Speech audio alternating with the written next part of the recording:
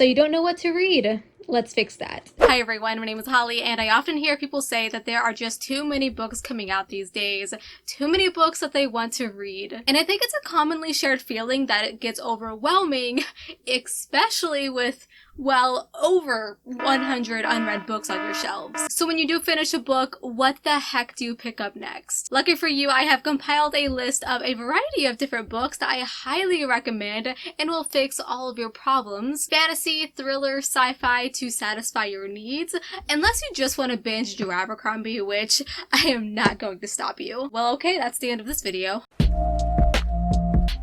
Before we begin, be sure to subscribe to my channel because I upload videos every single week, and give this video a like if you find a book that you just might read next. The first book I highly recommend picking up after your current read is The Last Mile in Sunder City by Luke Arnold. This is an urban fantasy that came out earlier this year, written by a famous actor, Luke Arnold, who played in the TV series Black Sails. If you love the video games The Wolf Among Us and LA Noire, you need to read this book. I cannot stress it enough how similar it is in its style and world. Luke Arnold has delivered a well-written adventure with an added dose of stylish noir presentation. We're following Fetch Phillips, who is a mercenary for hire with a colorful past. Running from one job to another, Fetch has a character introduction that's funny.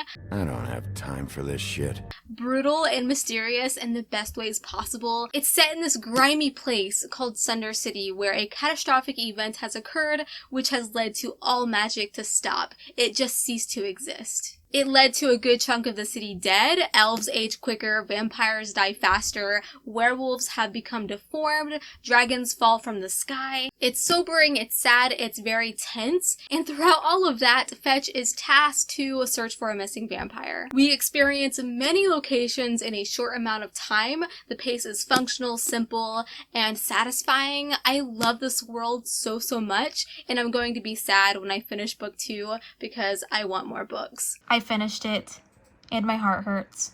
Hey, if you're not in the mood for an urban fantasy after your current read, I totally get it. Then you should pick up The House in the Cerulean Sea by TJ Klune next. My first reaction when finishing this book, I read it on my Kindle, was to immediately go and buy the hardcover, because this needs to go on my shelf so I can look at it. Not only because of this gorgeous cover, but so if my spirits need lifted, I can look at it for that too. If you are looking for a rich, heartwarming fantasy world, look no further because here it is. You're following your kind of average Joe kind of guy named Linus, and his job consists of visiting special orphanages filled with magical children. He has to know if they abide by the rules and if the children are safe and are well cared for. One day he is called by extremely upper management and they give him his next mission. He is sent to an orphanage by the sea, ruled by the mysterious headmaster named Arthur, and the orphanage is harboring 6 dangerous magical children. So dangerous, in fact, they're likely to bring about the end of days. Nah, these children will eat your freaking heart out.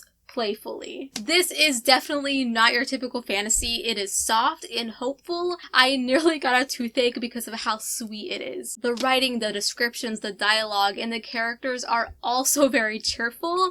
This book doesn't have an age range in my opinion. Whether you're 12 or 80, you can enjoy this, and I think that's really special. Okay, maybe these aren't for you. You want to take it up a notch. Well, let's throw in an adult sci-fi. Velocity Weapon by Megan E. O'Keefe. So this is Megan's debut with a proper serving of space opera. A genre I do not read from much, but when I do, it has to be just right. And this is it. We literally have a space war, political machines, galaxy-spanning civilization, futuristic technologies, a doomsday weapon. We follow a couple characters in this actually, but the main one in my opinion is Sanda, who wakes up in a survival pod over 200 years in the future, and she's on an enemy AI spaceship who's a character himself. My favorite character actually, but as she explores the ship and begins to discover what went on there, she has to question what he knows and maybe what he did. The story itself was a freaking joy to read. This author's writing is so compelling, and the story itself moves along at a rattling pace with many surprises,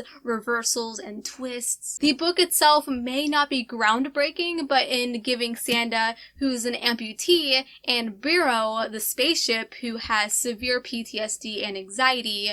This author places characters with disabilities center stage. The sequel actually came out recently, and I cannot wait to dive into it. I'm curious to know what happens next. Are you seriously never satisfied? Are these not enough? Ugh, fine. Let's throw in an adult thriller. The Year of the Witching by Alexis Henderson. Definitely pick this one up next. If you want to hear more of my in-depth thoughts on this book, I actually did a Should You Read It episode for this, so I'll link it down below for you.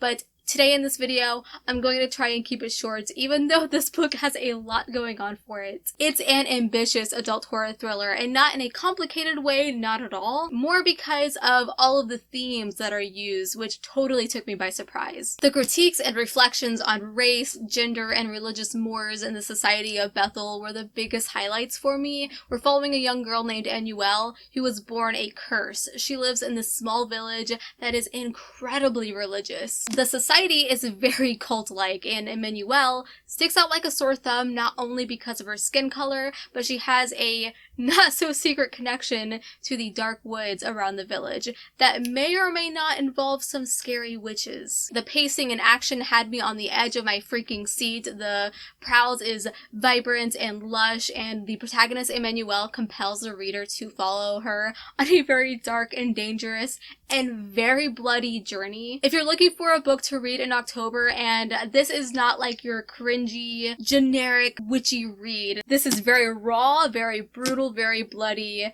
and pretty scary. Okay, I finally have a book that will definitely convince you to pick up next if none of these interest you. Queen of the Conquered by Kaysen Callender. If you feel like reading a very different kind of fantasy while also educating yourself, I highly recommend this one. This is a Caribbean-inspired fantasy that rejuvenated my soul when I read the arc of it last year. I would use the word fantasy kind of loosely because it really reads like historical fiction / magical realism, but it is set up in a made-up world. You're following a character of color, actually many characters of color, because they are slaves of these awful white colonizers who have taken over this island nation, so this book is dark. Please keep that in mind.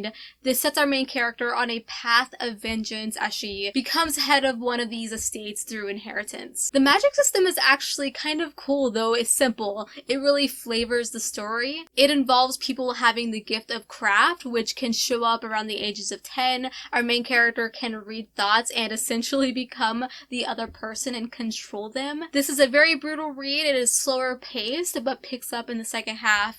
I enjoyed it, and I hope you do too. Alrighty, so those are the 5 books I highly recommend that you pick up next. If you're not sure on what to read, go ahead and give this video a big thumbs up if you enjoyed. Go ahead and subscribe if you haven't already, because I upload videos every single week. Follow me on Instagram at HollyHeartsBooks and on Twitter at HollyNiece. And until we meet again, happy reading.